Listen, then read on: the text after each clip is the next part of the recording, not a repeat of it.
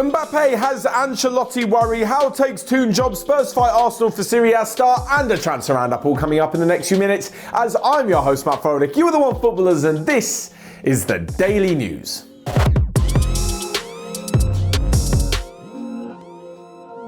So first off, and every time we speak about Kylian Mbappe and his future beyond the end of the season, which won't be at PSG because he's running out of contract, it seems as though Real Madrid are the one name that always enter the conversation. He looks destined to pay for Los Blancos, but all may not be so simple because there are reports coming out of El Nacional that Mbappe is not exactly keen on working under Carlo Ancelotti because of his playing style at the minute with Real Madrid. Now, of course, Real Madrid aren't doing horrendously. They do have some fantastic players, and especially going forward, they are looking a real menace with the likes of Karim Benzema, Vinicius Jr. doing the business almost every single game. But if you're good, you're not great, and that is exactly what Jurgen Klopp is, and I think this is one of the main reasons why Kylian Mbappe, like we mentioned, is reportedly thinking about potentially a switch to Liverpool. It's either that or Real Madrid, if they really want to sign Mbappe, are going to have to tempt Liverpool into letting them have Jurgen Klopp.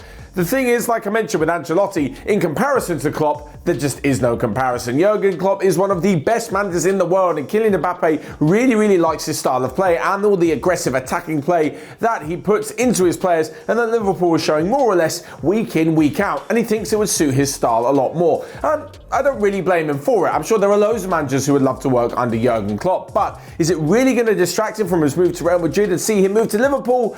I'm not exactly sure. It's not really a Liverpool thing to do to have someone completely break the wage structure. We've seen the likes of Mo Salah ask for a crazy amount of money per week, reportedly between £400,000 and £500,000 per week, and they look a little bit reluctant to do it because it would take him way above the rest of the Liverpool squad. So when it comes to signing Kylian Mbappe, he'd probably want more than that. We're looking at £800,000 per week, and that's the kind of money that Real Madrid would give out per week, not necessarily Liverpool. Anyway, personally, I don't think that Carlo Ancelotti's football is that bad. I think Real Madrid are getting better, and there's certain players in the squad who maybe should be moved on, and they could definitely improve.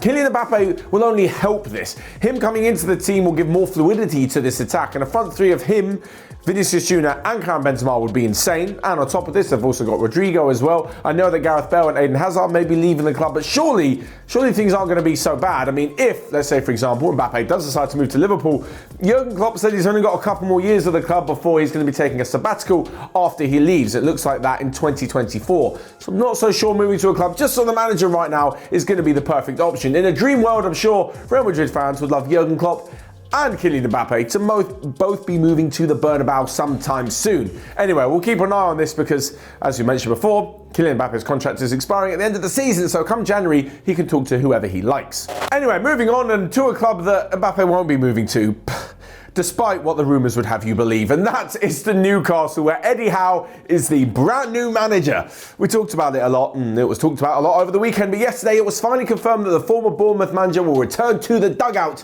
after the international break. He'll be replacing Steve Bruce, and despite the fact there's a lot of money and he's been granted the war chest for the January transfer window, and they're linked with absolutely everybody under the sun, including Kylian Mbappe, I don't think this is the most important for Eddie Howe. Yes, he obviously has some money and he can identify places in the squad where he thinks they're weak and sign some good players, but first and foremost, he needs to be a good coach, and that is exactly what Eddie Howe is. He needs to put the tactical system in place to help Newcastle get out of this relegation fight. Like, there is no way that they're going to be attracting many players if it looks like they're heading into the second division of English football, no matter how much money they want to throw at potential new signings. Once Eddie Howe can do that, he can then put the players in place that will fit into the tactical system and hopefully drag Newcastle away from a relegation fight.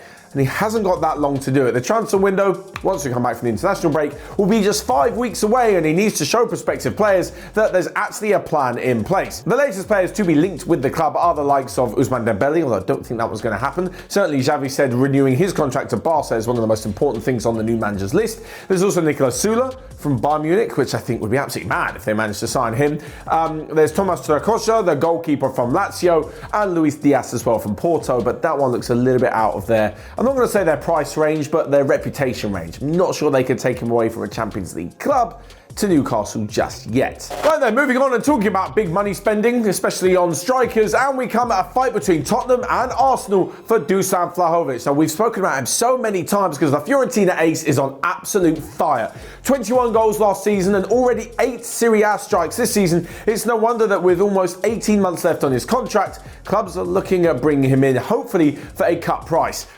Fiorentina had a bit of a different plan though. They still want 60 million for their striker, and why not? Like I mentioned, banging in the goals, one of the hottest prospects in Europe, and there are probably a lot of clubs who would love to have his signature but may not be paying the 60 million price tag. That is the amount that both Spurs and Arsenal are going to have to cough up if they want to bring him in. The thing is, both North London teams, massive rivals, probably going to want to get one over on the other as well, so it looks like this bidding war could take on a bit more than £60 million. With Tottenham, it looks as though they'll be moving to a 3-5-2, and Antonio Conte will want to partner Harry Kane up front. If it's not going to be Heung-min Son, a converted winger to a striker, then it's probably going to be someone like Vlahovic if they can get the money. As for Arsenal, with Alexander Lacazette out of form and leaving on a free at the end of the season, and Aubameyang entering his early 30s, despite the fact he's in very good form, they'll be looking a little bit to the future and a striker that can be there for years to come. A very good player, two teams that could definitely do with him, but we'll have to see who's going to be willing to pay the money. Finally then, a quick round-up of the rest of the news and transfer news that you might have missed. An Ajax director of football, former Arsenal player Mark Overmars, has rejected the chance to join Newcastle in the same role. Elsewhere, Juventus are willing to let Aaron Ramsey leave on a free in January, despite the fact he's still got a year and a half left in his current deal. Gerard Piqué has a massive offer on the table from Inter Miami in the MLS. And lastly but not least, there's a first England call-up for Emil Smith-Rowe after James Ward-Prowse dropped out of the squad. That's all from me then. Check back tomorrow for loads more OneFootball content.